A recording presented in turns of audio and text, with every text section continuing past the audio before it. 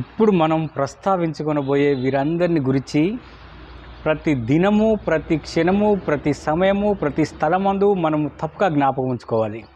లేకపోతే very danger, మిక్కిలి ప్రమాదకరంలో మనం నిలిచుంటాం. ఎందుకనగా ఇంగ్లీషు అక్షరాలు ఏ నుండి జెడ్ వరకు ప్రతి లెటరు ఎటు వంచితే అటు వంగుతుంది. ABCD నుండి జెడ్ వరకు. కానీ మధ్యలో ఒక లెటర్ మాత్రము నిట్టంటిదారుగా నిలబడి ఉంటుంది, I. So what is the meaning of I? I అనగా నేను అని అనుకునే ప్రతి ఒక్కరిని గురించి దేవాతి దేవుడు ఈ విధంగా సెలవిచ్చాడు. పరిశుద్ధ గ్రంథం లోపల పరిశుద్ధాత్మ దేవుడు చాలా పవర్ఫుల్గా రాయించాడు.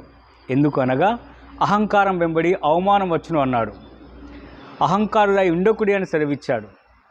అయితే ఈ ఐ అనేది మాత్రం అహంకారం అసలుకే వంగదు. నేనంటే ఏమనుకున్నావు?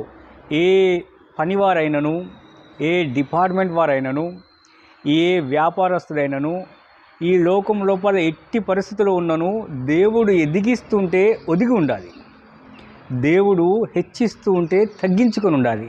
అంతే తప్ప నేను అంటే ఏమనుకున్నావు అని ఒక్కసారి మనసులో బయటికి అనడం కాదు, జస్ట్ మనసులో అనుకుంటే చాలు. ఎందుకనగా సైన్యములకు అధిపతి దేవుడు హృదయాలను పరిశీలించి పరీక్షించి పరిశోధించి నీతి కలిగిన దేవుడు కాబట్టి. అందుకే ప్రియమైనటువంటి దేవుని బిడ్డలారా, నేను అనుకున్న వారు ఈ ఒక 7 ఉన్నారు. వారి స్థితిగతులు ఏమాయో ఒకసారి చూద్దాం. నేను అనుకున్న అపవాది దేవుని సింహాసనం త్రోసివేయబడ్డాడు. నేనే అనుకున్నాడు, సింహాసనం పైన కూర్చుందామని హృదయంలో ఆలోచించాడు, త్రోసివేయబడ్డాడు, మూడన పడవేయబడ్డాడు.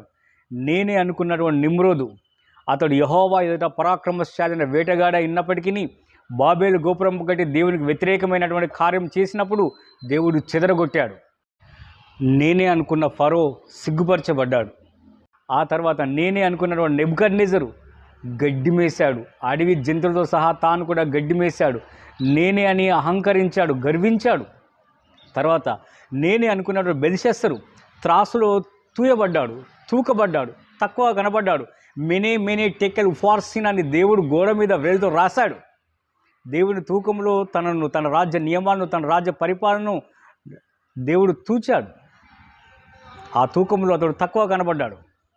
ఆ తర్వాత నేనే అనుకున్నటువంటి హేరోదు పురుగులు పడి చచ్చాడు. నేనే అనుకున్నటువంటి అంత్యక్రీస్తు వాడు రాబోతున్నాడు, అగ్నిలో పడవేయబడతాడు. అందుకే ప్రియమైనటువంటి దేవుని ఇష్టమైనటువంటి దేవుని ప్రజలారా, మనం ఏ స్థితిలో ఉన్నా కూడా మనం మనసులో తగ్గించుకొని ఉండాలి. పైకి మనము తగ్గించుకున్నట్టుగా వినే విధేయతతో భక్తితో నటించడం కాదు. దేవుడు మన మనసును చూస్తాడు, మన నడవడికను చూస్తాడు. కాబట్టి అంతరంగంలో మనల్ని మనం తగ్గించుకొని కనబడదాం. అంతేకాకుండా దేవుడు ఈ విధంగా అన్నాడు, ఎంతగా తగ్గి ఉంటే అంత మంచిది, ఎంతగా ఒదిగి ఉంటే అంత మంచిది. ఎందుకన్నా మనము నేల నుండి తీయబడితివి గనక నీవు మన్నే గనక తిరిగి మన్నైపోదు అని మన పరలోకమందున్న తండ్రి మనకు చెప్పాడు. ఏంటట? నీవు నేల నుండి తీయబడితివి గనక నీవు మన్నే గనక తిరిగి నీవు మన్నే అయ్యదవు. కాబట్టి మనం బ్రతికినంత కాలం మన్ను మీద నిలబడుతున్నాం. మనం మరణించిన తర్వాత మన్ను మన మీద కప్పుతారు. అందుకే ప్రతి క్షణము ప్రతి దినము బహు జాగ్రత్త కలిగి మనల్ని మనం తగ్గించుకొని జీవితకాలమంతా జీవిస్తాం. దేవుని మహోన్నతమైన కృప మనందరికీ తోడైండును గాక. ఆమేన్, ఆమేన్, ఆమేన్.